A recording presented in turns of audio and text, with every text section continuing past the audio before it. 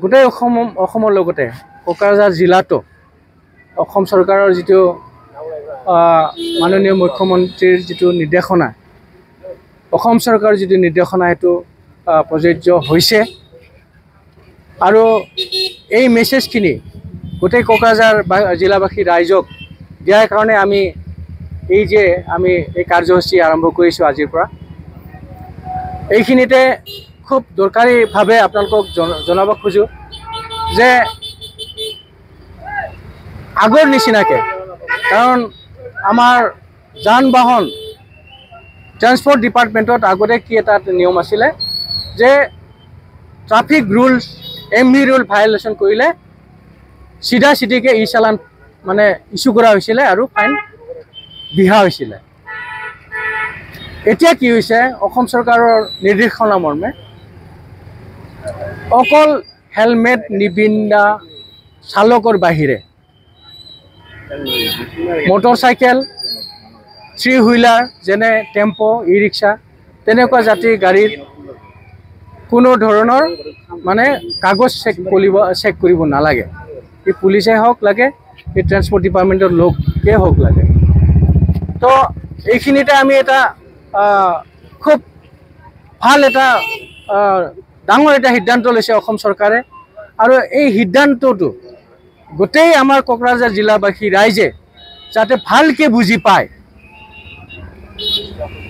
বুজিব লগা কথাটো হ'ল যে আমি অকল চৰকাৰী নিয়ম কানুন চৰকাৰী ফাইন কাটা যিবিলাক সেইটো ৰখি নাথাকি আমি সভ্য সমাজৰ চিভিলাইজ ছ'চাইটিৰ একোজন শিক্ষিত লোক হিচাপে আমি নিজকে মানে সমাজত দেখুৱাব লাগিব।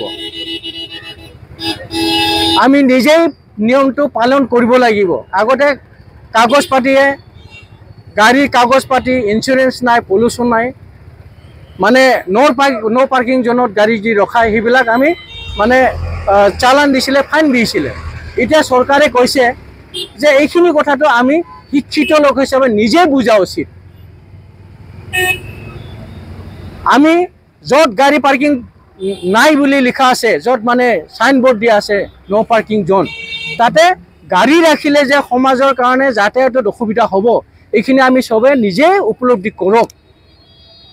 অভাৰ স্পীডত গাড়ী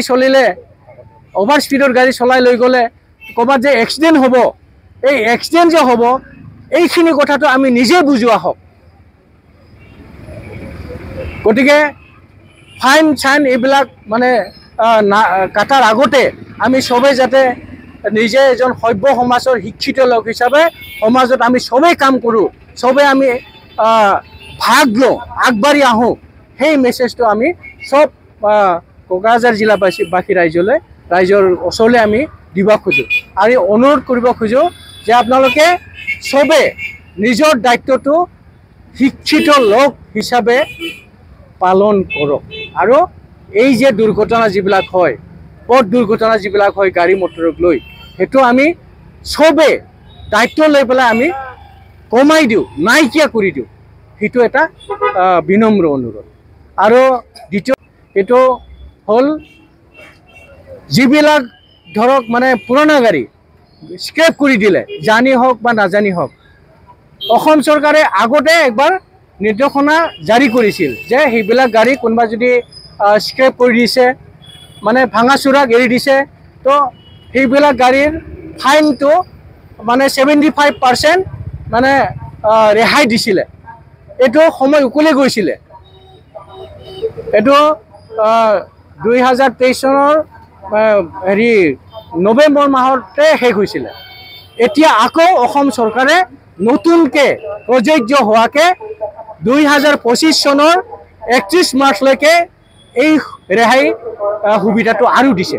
তাৰমানে কোনোবা যদি গাড়ী স্ক্ৰেপত দিছে তো স্ক্ৰেপত দিয়াৰ পিছতো যদি ফাইন হৈছে এই ফাইনখিনি 75% 75% মানে ৰেহাই মূল্যত অসম চৰকাৰে ছাৰ্ভিচ দিব।